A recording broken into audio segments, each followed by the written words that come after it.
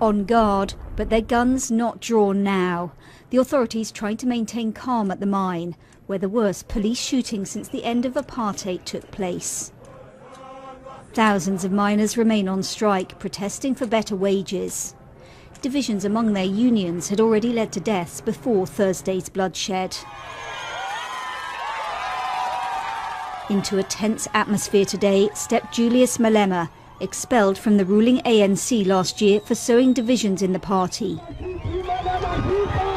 But welcome here.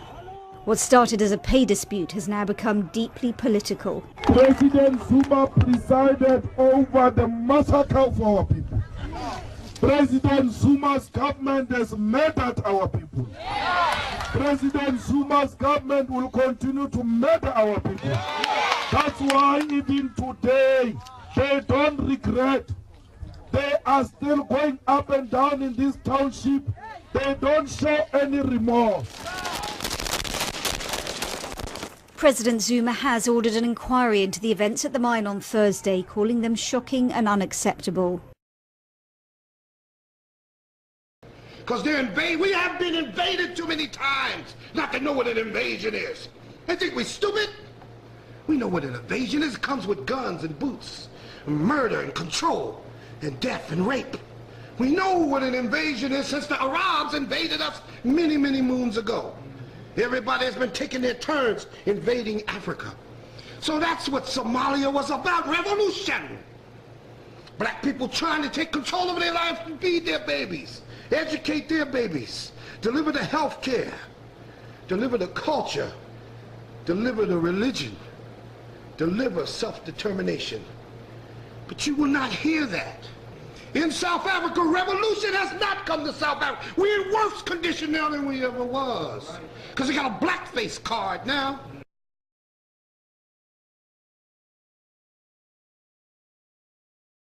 Holmes.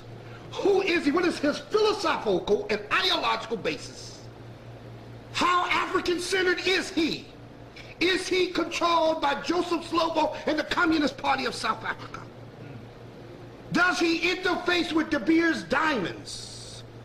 You have to do critical thinking, but the mass media sets up to make us do emotional thinking.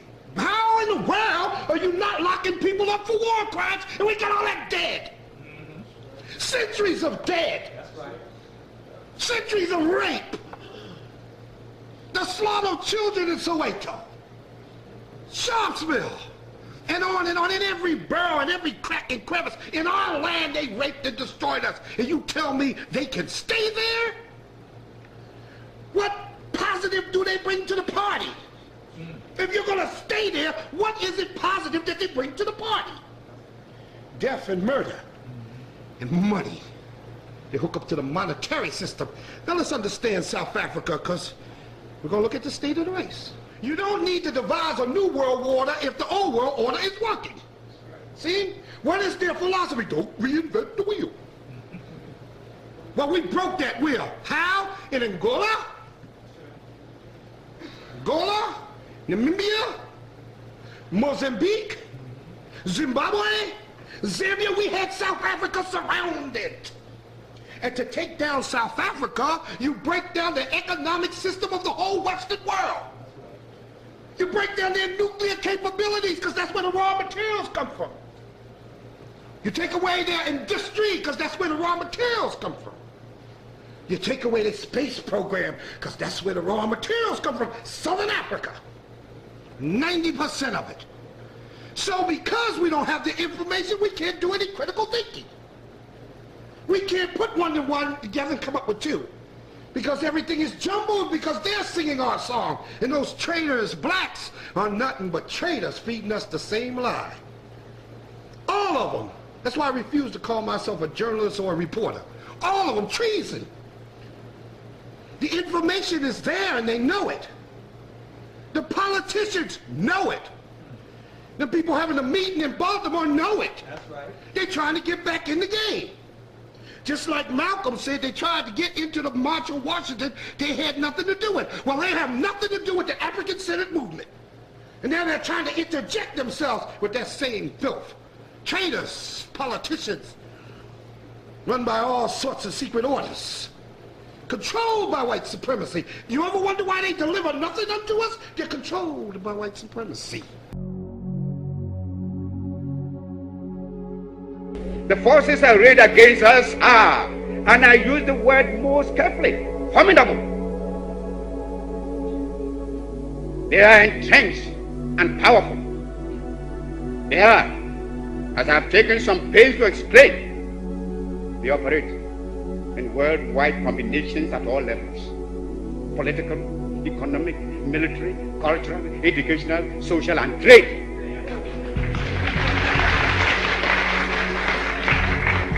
And not all, and through intelligence, cultural, and information services.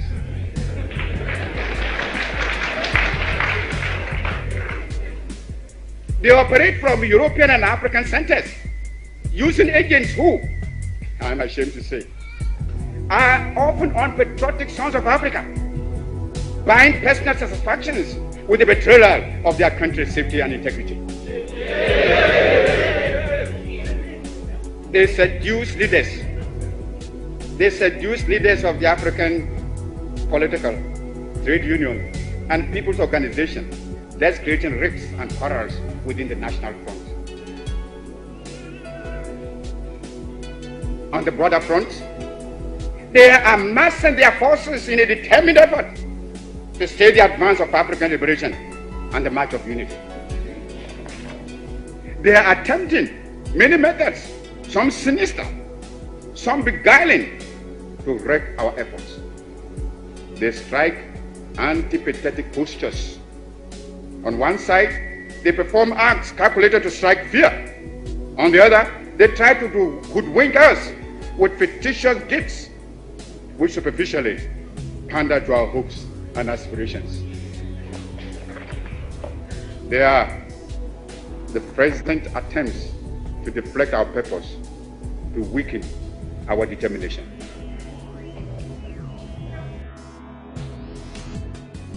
The father of African nationalism, Nkrumah gave funds to other nationalist movements and preached the message across the continent. This mid-20th century is Africa's. This decade is the decade of African independence. Forward then to independence. To independence now. Tomorrow, the United States of Africa.